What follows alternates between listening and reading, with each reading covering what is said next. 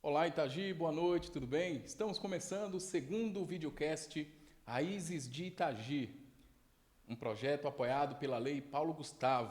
E olha só, esse é um projeto na qual visa ouvir histórias de vida, de pessoas que promovem a cultura em nossa cidade. Lembrando que em cada episódio nós vamos trazer histórias de cantores, escritores, pessoas que carregam e promovem a cultura em nossa cidade. E hoje estamos recebendo com muita satisfação cantor, escritor e também produtor Oséias Santos. Inclusive, recentemente lançou um livro. Oséias, seja muito bem-vindo. Ok, Valdinei, é uma alegria estar fazendo parte desse projeto.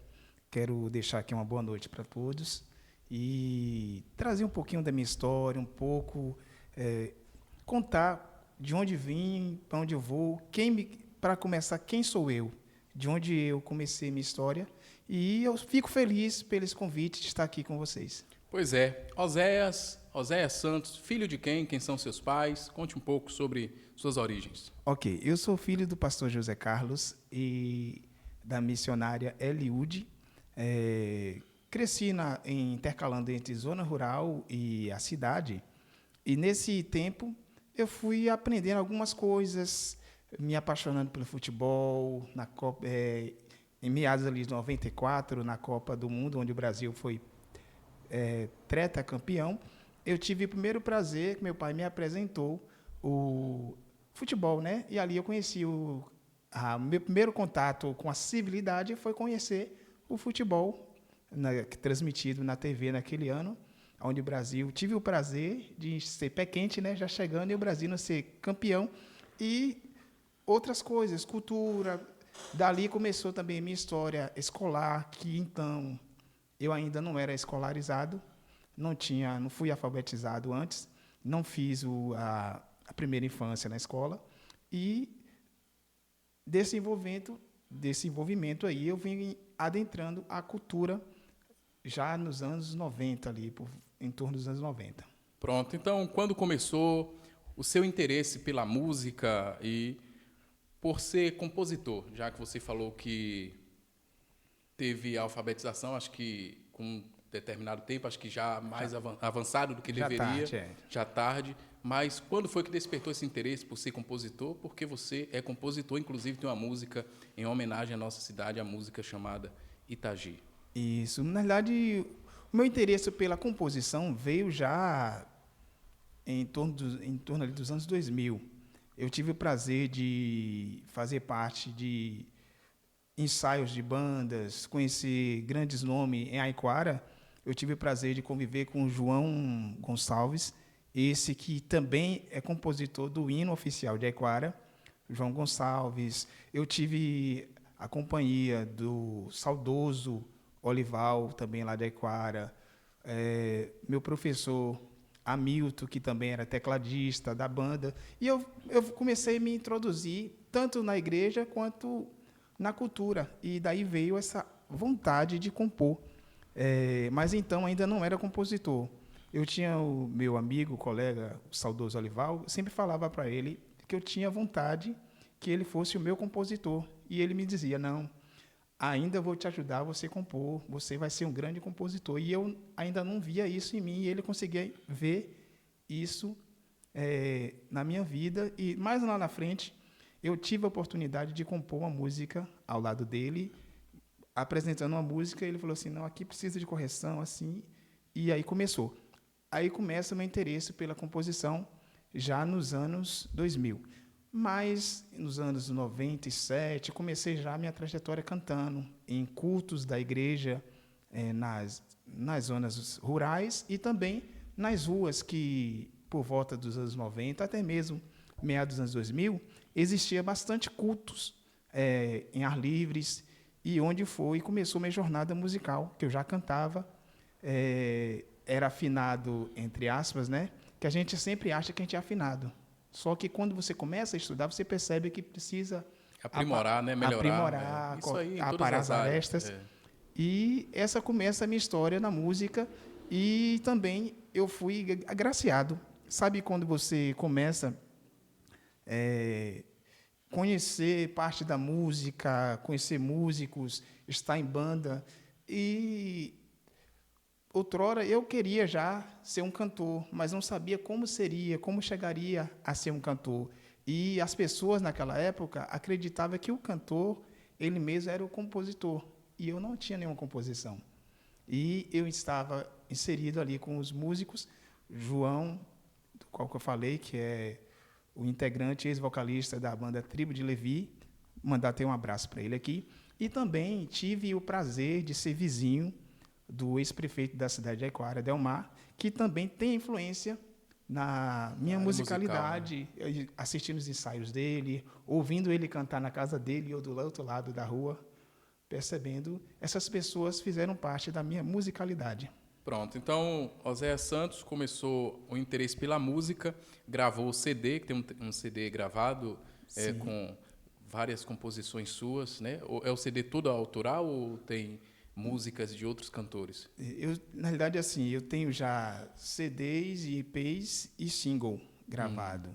E o primeiro CD gravado, sim, é todo autoral. Inclusive, nesse CD não fazia parte, acho que todo cantor tem essa história, né? O repertório não fazia parte a música Itagi.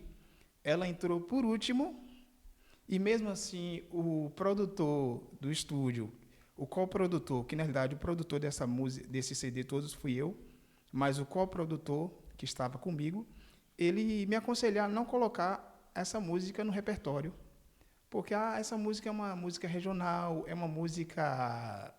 Na época você estava em outro estado? Estava em São Paulo. Isso. Essa música, só vai falar dessa cidade, e você é um cantor que é para nacional. Você é um cantor nacional. Se você colocar essa música, ela não vai representar. E a música, si só, provou o contrário. Ela foi aceita tanto aqui em Itagi, agradeço o pessoal ouvinte que ouvia, que pedia na Rádio São José, já quero chegar lá. E agradecer também, não só os ouvintes, mas os locutores que me deram essa oportunidade de trazer a minha musicalidade e, inclusive, a música Itagi tocada aqui na rádio.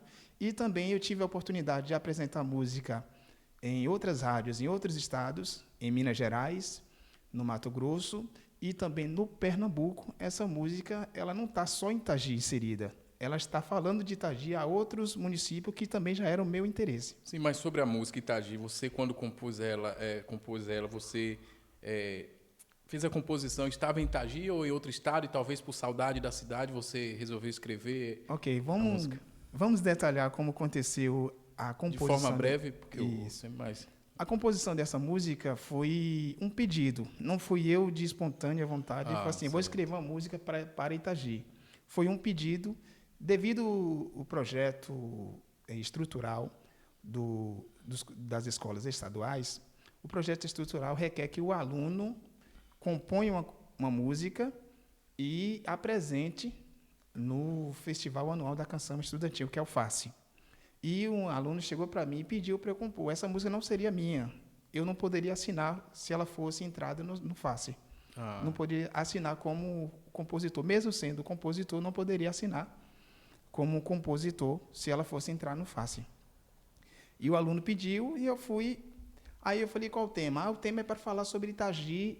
Aí eu fui debruçar na história de Itagi, fui ler sobre Apolinário, só que, quando eu comecei a ler sobre Apolinário, eu falei assim, aqui eu não consigo criar uma música. Eu não consigo encontrar uma musicalidade aqui, então... Eu comecei a ver os títulos das cidades, da político, os títulos social, e comecei a ver a história de Itagi, como começou, que nos anos 90 eu encontrei Itagi pequena, Itagi ainda subdesenvolvida. E a história que meus pais contam, que outras pessoas, amigos contam, que Itagi começou muito menos ainda. Não tinha sequer um paralelepípedo, não tinha uma estrutura, infraestrutura adequada. E vendo naquele momento a cidade como estava, eu tive a ideia de começar a contar essa história. Hoje ruas, calçadas, igrejas, praças e já. Isso. É tanto que eu alcancei em Itagi só 2 igrejas, que era a Assembleia e a igreja e a PIB, a primeira igreja batista. Então, quando eu remesso hoje igreja e, lógico, a matriz, a igreja católica. Quando eu remesso hoje igrejas, praças e jardins, hoje praticamente a cada rua você encontra uma igreja, ou cada bairro tem 2, 3 igrejas. E isso é muito bom. Muito bom, interessante. Hoje o comércio está em ascensão, hoje a cultura está chegando. Eu sonho ainda. Eu converso com alguns colegas professores, eles dizem que ainda não há tempo, não é tempo, mas eu sonho em ter aí, quem sabe, nos próximos anos, um polo, faculdade aqui em Itagi, não só EAD, mas uma estrutura mesmo. Física. Inclusive, na trajetória, a gente conversando, às vezes, os bastidores sempre conversa, você falou, estamos em Itagi mesmo, você ficou surpreso com o desenvolvimento que nossa cidade tem em infraestrutura, a cidade crescendo e desenvolvendo a cada dia, isso é muito bom.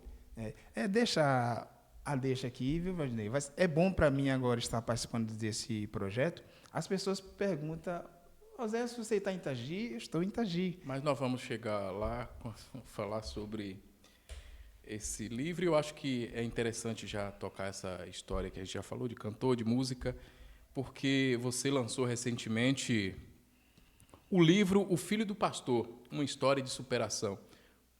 Por que esse título, O Filho do Pastor, uma história de superação, Osés? Ok. Durante a minha trajetória musical, eu tive a oportunidade de estar em 7 estados do nosso Brasil, e só que eu tive um gatilho que desenvolveu transtorno de ansiedade e a depressão. A depressão ela tem vários fatores, e no meu caso veio o transtorno de ansiedade. Eu estava em uma cidade, uma situação inusitada, talvez, mas não quero adentrar na situação, Sim, mas o que me causou. Eu me vi numa situação de depressão, de ficar fechado no quarto, não querer falar nada. Meu desempenho no trabalho era menos, meu desempenho nas minhas agendas, nos shows, já começou a reduzir, nas minhas palestras. E eu cheguei a ficar no quarto trancado.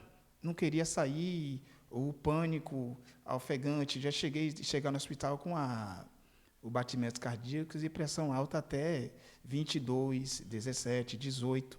Uma pessoa que não tem problemas cardíacos e, devido à ansiedade, tudo isso me causou. E eu vim lutando com isso. Primeiro, eu lutei sozinho. E deixar bem claro, não faça isso, tá? Se você perceber que está precisando de ajuda, procure o profissional, porque ele vai te ajudar. Eu sou grato aqui em Itagi. O pastor Adailton, ele foi meu terapeuta, o psicanalista. Ele me ajudou. E tem uma coisa que eu soube fazer. Aceitei fazer. É aceitar. Eu aceitei o tratamento com psicólogo, psicanalista e psiquiatra. Aí as pessoas falam assim, eu não sou doido, não sou maluco. Não, você não é maluco. Maluco seria se você não quisesse se cuidar. Doideira é não querer se cuidar num momento difícil. E aí eu fui, me tratei, me cuidei para que eu chegasse até aqui. Mas a gente fala assim, eu venci, eu superei. Não. Você que quando desenvolve a ansiedade, a depressão, você teve o gatilho, você fez o tratamento, mas é um leão por dia. Não é porque você venceu, conseguiu sair de casa, voltou a trabalhar. É um leão por dia. A depressão, você tem que se superar todo o tempo. Vencer as lutas, romper essa barreira. E aí, graças a Deus, depois de 3, 4 anos, eu comecei a dar os primeiros passos. Não foi assim, venci. Não. Primeiros 3, 4 anos, toda a minha projeção que eu tinha artística, eu estava no meu melhor ano. Eu tinha uma proposta de 2 agendas internacionais. A agenda nossa estava cheia para rádio, TV. Tinha uma entrevista marcada com a TV do SBT, do local. Eu estava correndo atrás. Não é marcada assim que alguém viu a gente e encontrou, não. Eu sempre fui daquele de correr atrás, buscar meu espaço e minha oportunidade. Quando eu consegui o espaço, foi onde ocorreu O episódio, né? O episódio Que levou você a ter esse problema de ansiedade. Ter esse problema de ansiedade. E daí, mas eu precisei vir me tratar. E esse livro, ele retrata exatamente isso. A minha história de depressão. Porque não adianta eu vencer todo esse episódio e não poder contar aos ouvintes como foi, aos meus fãs, às pessoas que seguem o meu trabalho, e também para aqueles que não seguem, que venham procurar se cuidar. A depressão, a ansiedade é um fator que é delicado, que você precisa cuidar quanto antes. Percebeu algo diferente? A gente tem medos, tem anseios, tem ansiedade, fica ansioso. Vou fazer tal coisa amanhã. Você normalmente tem ansiedade, mas quando essa ansiedade passa do limite, então tem algo errado. Eu tenho que procurar um profissional para me cuidar, porque eu preciso cuidar de mim. E quando eu aceitei e busquei o tratamento, eu consegui vencer algumas jornadas. E nesse livro eu trago essa jornada do que foi minha vida. Já começa... Conta a sua trajetória antes desse incidente, desse problema, sim. Da depressão e o pós-depressão, durante a depressão e pós-depressão. O que acontece? Não era para ser um livro biográfico, mas para me contar como eu cheguei no processo da depressão, o episódio só foi um gatilho. Já tinha um histórico, uma tendência a desenvolver.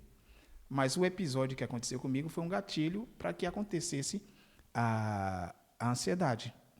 Então, eu trago também um pouco da minha biografia para mostrar aonde aparecem os gatilhos da depressão.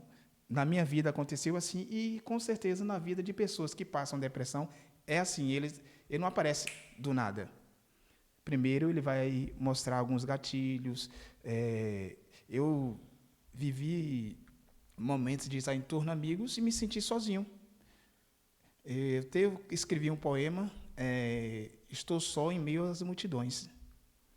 Então, daí começa alguns gatilhos da ansiedade e da depressão. Então, no caso, há um tempo, se convidasse Oséias Santos para participar de um podcast, um videocast igual a esse, Oséias estava bloqueado, não conseguiria participar. Não conseguiria. Eu não consegui trabalhar, tanto que as minhas finanças, tinha projetos, sonhos, investimentos para fazer, e devido a esse tratamento, à doença, as minhas finanças veio a zero, menos zero, né? Eu fiquei em déficit financeiro. Hoje estou tentando me recuperar, porque o baque foi grande, foi anos parado e só promovendo gasto. Infelizmente, o tratamento particular, ou até mesmo com a ajuda do SUS, é caro. A da ansiedade, você tem medicamentos que o SUS não cobre, tem tratamentos que o SUS não cobre, e aí eu tive que desembolsar. Só que eu não tinha de onde tirar esse recurso. Eu não tinha de onde tirar o recurso. E aí esse recurso foi... Teve apoio da família durante esse problema, porque eu acredito que, acho que a principal força para a pessoa sair desse problema é o apoio de toda a família. Bom falar. Na realidade, eu não vou dizer que não tive apoio. Por falta de conhecimento da área, tipo, eu sou um palestrante. Eu me considero uma pessoa intelectual. E me ver numa situação dessa, a família não conseguia entender o que estava acontecendo. Outras pessoas que não conhecem, tipo, colocava como preguiça, mas eu não consegui me ver com preguiça, que eu sou independente desde os 14 anos. Desde os meus 14 já trabalho minha auto-independência, e desde os 7 anos, da extinta Cesta do Povo, eu conto nessa história aí, já comecei a trabalhar, levando as feiras em casa. E então, quando eu vi esse tempo, as pessoas acharam que era frescura, e isso acontece, tá? Quando a pessoa está passando por um processo difícil, e quem está do lado não sabe, familiar não sabe, acha que é frescura. Depressão não é frescura. É um problema difícil.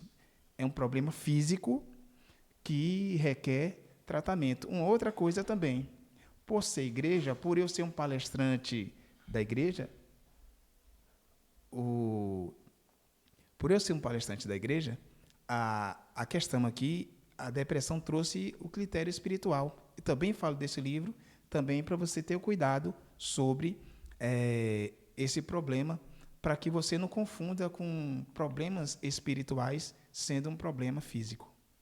Pois é. É interessante a sua história e serve de inspiração para as pessoas que estão assistindo. Falar nisso, mandar um abraço a todos que estão acompanhando a esse videocast.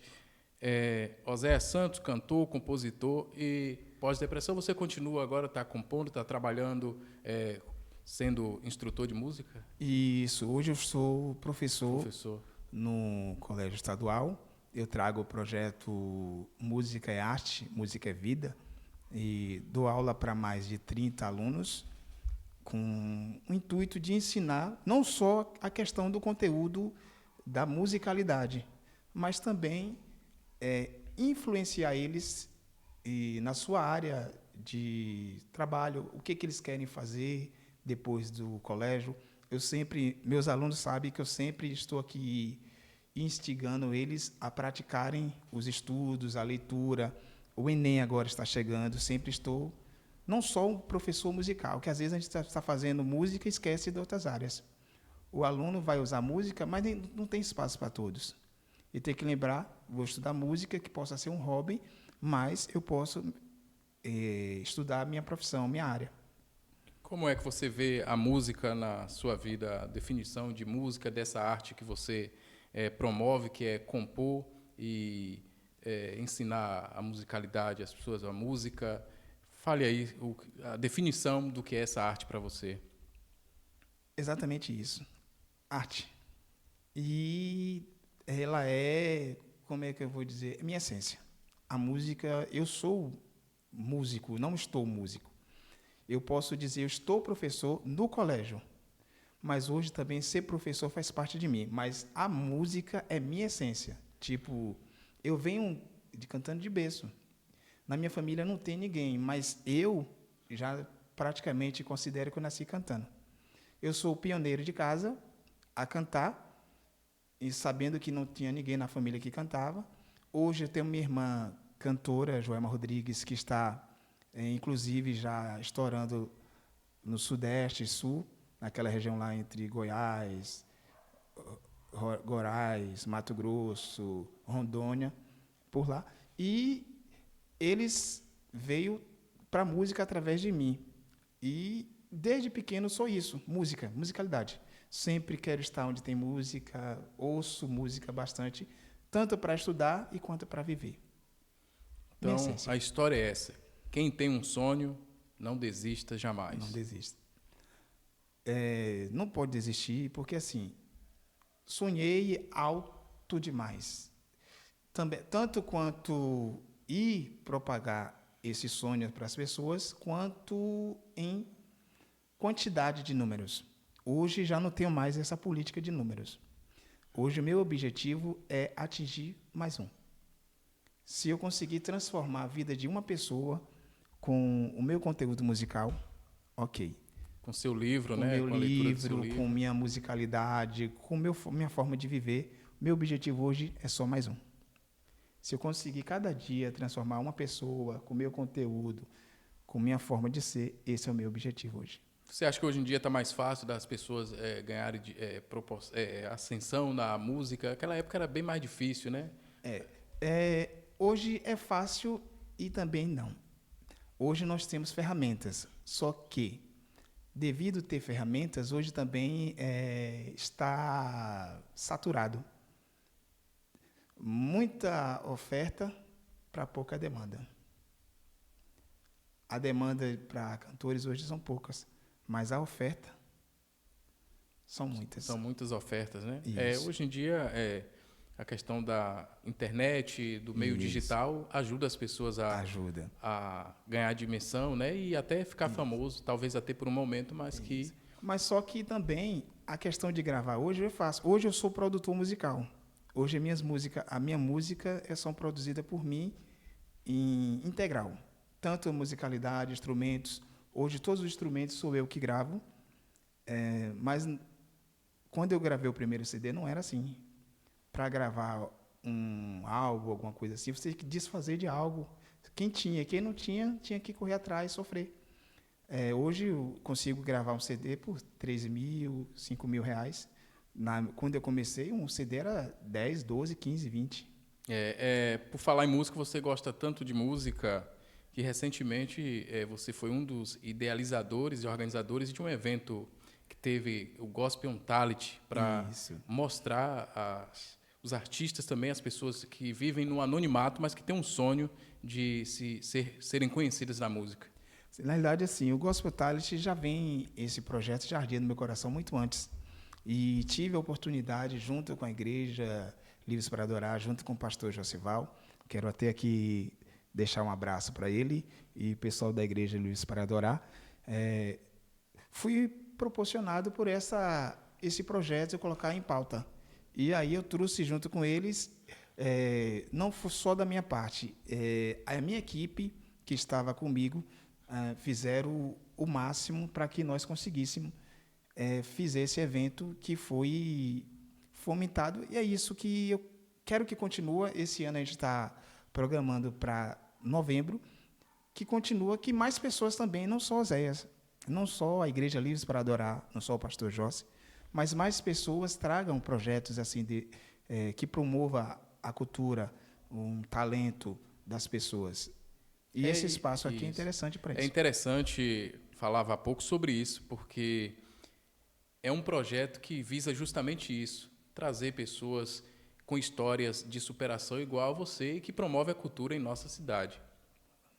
Eu fico feliz pelo espaço de estar aqui falando. Se formos falar hoje da área cultural, a gente vai passar aqui a noite toda gravando e com essa programação, e a gente não vai chegar ao fim dos conteúdos. Mas eu sou grato a Deus pelas dificuldades, pela oportunidade de começar.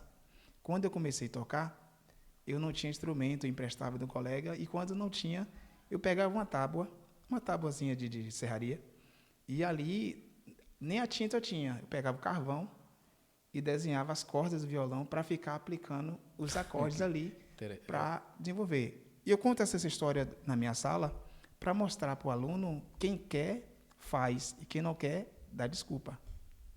Tipo, quem quer, inventa um jeito, dá um jeito para fazer alguma coisa. E quem não quer, vai dar sempre a desculpa. Eu não tenho, eu não posso, eu não consigo. Mas quem quer, dá um jeito. Dá um jeito. Eu vinha para a rádio na época que comecei a pé, num tempo de sol, no domingo à tarde, caminhando. Eu sou muito feliz de poder conhecer essa história sua, fazer parte, para mim, um dos melhores locutores da cidade. E hoje, né, jornalista Valdinei Santos. Pois é. Oséias, então, O Filho do Pastor, que história maravilhosa. Esse livro, você pretende escrever mais livros? Na realidade, O Filho do Pastor já tem a continuação. Já tem a que continuação. Já está sendo escrita. E tem também, só que antes da continuação do Filho do Pastor, esse aqui é em primeira mão, estou falando aqui para vocês, vem já o livro Dois Corações e uma História, que é um romance. Só posso falar até isso até agora, para não dar spoiler. É um romance que eu estou escrevendo, um romance... Para por aqui que vai sair spoiler. Pronto. Mas bora voltar um pouquinho só para a gente complementar a parte da música, da sua musicalidade. É muito difícil compor? O que te leva a compor as suas músicas? Olha, qual é a sua inspiração? Porque para compor tem que ter uma inspiração. Tem, sim. Na realidade, eu comecei a compor, sempre tive vontade de compor. Eu comecei a compor, por incrível que pareça, no interior, nas cidades pequenas, até no Brasil, o que arde no coração das pessoas é a política. Eu comecei a compor com uma paródia, rebatendo uma música cantada na política, da qual eu era do grupo da oposição dessa política. Só que eu nunca fui político. Meu pai, sim, tinha um viés político, eu nunca fui político. Mas aquele vovô, aquele vozuê da O política. vulco do povo na o vulco, política, vulco, que a política é animada. acende, né, aquela emoção, o desejo político. E aquilo ali me fez... Eu sou até grato a esse momento político que acendeu em mim a habilidade de compor. E eu vinha sonhando, tanto tempo sonhara, e comecei a compor em 2004. 2004. Foi minha primeira versão. Pronto.